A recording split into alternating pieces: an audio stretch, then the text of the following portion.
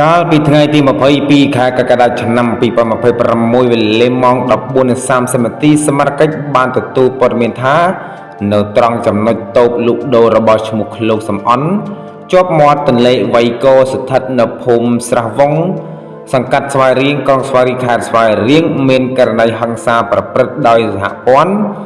មួយបានកើតឡើងបង្កដោយជនសង្ស័យម្នាក់មានឈ្មោះថាហិនរទ្ធីភេទប្រុសអាយុ41ឆ្នាំជាជនជាតិខ្មែរមុខរបរលក់ដូរមានទីកន្លែងកំណើតភូមិជ្រុលឃុំកន្សំអកស្រុកកំពង់ត្របែកខេត្តព្រៃវែងបច្ចុប្បន្នស្នាក់នៅបន្ទប់ជួលស្ថិតនៅក្នុងភូមិពោតាហោសង្កាត់ពោតាហោក្រុងស្វាយរៀងបានធ្វើសកម្មភាពរករឿងឆ្លុះនិងចោទប្រកាន់ប្រពន្ធឈ្មោះឃ្លោកសំអន់អាយុ36ឆ្នាំ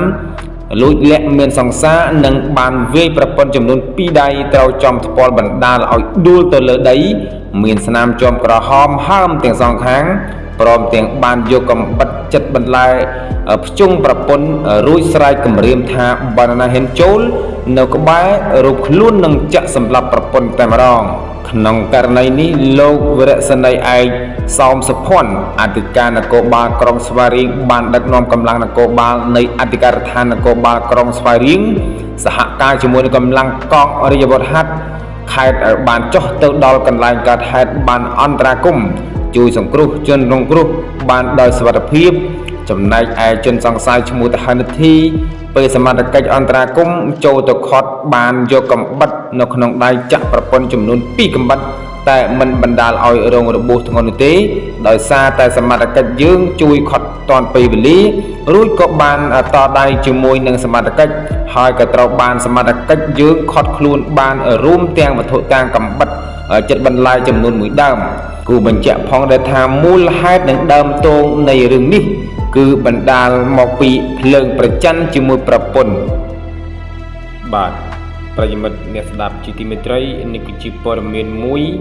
បាទដែលពាក់ព័ន្ធជាមួយនឹងប្តីបាទប្រច័ណ្ឌប្រពន្ធថាប្រពន្ធនឹងលួចលាក់មានសង្សារប្រពន្ធនេះបាទហើយក៏ការចាត់ការប្រច័ណ្ឌនោះក៏បានធ្វើឲ្យបរោះឲ្យឈ្មោះហិនរទ្ធីនឹងបាទកើតក្តីតមនោះនៅក្នុងខ្លួនក៏បានយកកំបិតបាទមកភ្ជង់ប្រពន្ធបាទហើយគម្រាមដល់អ្នកជិតខាងនៅក្បែរនោះថាបើសិនជាមាននរណាហ៊ានចូលបាទនឹងត្រូវចាក់ប្រពន្ធខ្លួនសម្លាប់តែម្ដងបាទប៉ុន្តែដោយសារតែកងកម្លាំងរបស់យើងបាទគាត់មានជំនាញនៅក្នុងការដោះស្រាយនៅវិវាទនេះបាទក៏បានធ្វើអន្តរាគមន៍បាទចាប់ជន